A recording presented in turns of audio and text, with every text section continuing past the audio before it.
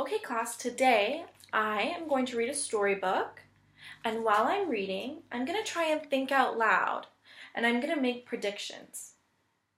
Can anybody tell me what a prediction is? Very good. So, I'm going to start by looking at the front of the book, and what I see is a cat in what looks like a rowboat, and he seems to be fishing. So I think this book is about a cat that goes fishing.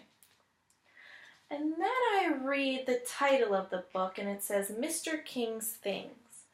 So I think, since he is wearing a crown, that he is Mr. King, and I think this pile right here is all of Mr. King's things. So maybe he goes fishing for some of his things. But let's read and find out. So, Mr. King's things. Mr. King likes new things. Lots of new things. As soon as one of his things becomes the tiniest bit old, he tosses it in the nearby pond and replaces it with a new one. The pond isn't big, but it can hold a lot, and nothing ever shows except for a few ripples.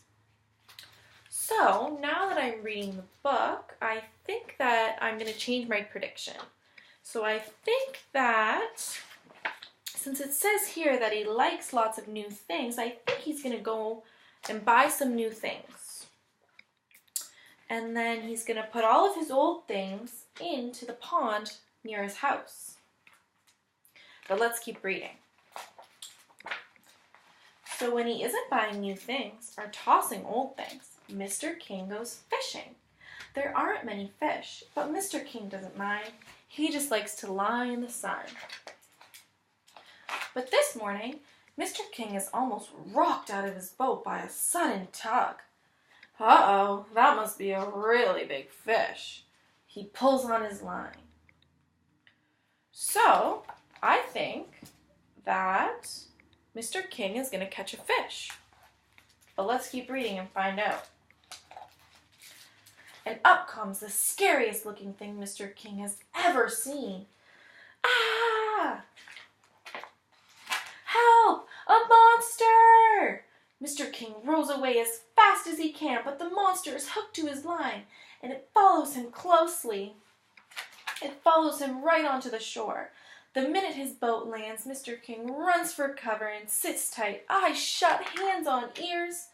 His friends come rushing to the pond. Mr. King is nowhere to be seen.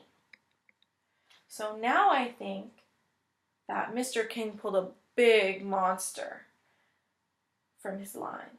And I think now his friends are going to come and save him from the monster. What was all that noise? Is the circus in town? Is it some sort of sing-along? Is there a soccer game? Did someone call our names? Mr. King's friends look around for clues and find a big pile of jumbled things on the shore. A jumble sail, cries Harriet. I love jumble sails. I could use this ladder, says Bert. I'm not very good at climbing trees. Oh, what a lovely house, says Skit and Scat. Let me fix this umbrella for you, Harriet, offers old Jim Elk. Now I'll have enough chairs to seat my whole family, exclaims PJ. And I'll take a table for two, says Rex. So now I think that what Mr. King pulled out of the pond was not a monster at all. I think he pulled out all of his old things that he tossed in the pond earlier in the story. So let's keep reading and find out. So Mr. King is still hiding, wondering where the monster is. When he peeks out to look, he spots his friends standing by the pond. Oh no! He runs over to warn them. Watch out! There's a monster over there! Watch out! Mr. King stops short. The monster is gone. Look, says Skit, we found a table, a teapot, 6 chairs, a tuba, and we saved some nice things for you, says Scat. Mr. King turns quite red. Uh-oh, he says. These are my old things. He picks up a few pieces thoughtfully. I have an idea, he announces, and he sets to work. So now that I'm almost at the end of the story, I think I'm going to change my prediction to Mr. King fixing all of his old things, and instead of throwing them back away in the pond, I think he's going to give them to his friends and he's going to use them instead of throwing them away. So everyone is thrilled with Mr. King's inventions. He has made a flower kite, a fish carousel, a floating fountain, a colorful surfboard, and a ferry boat for two.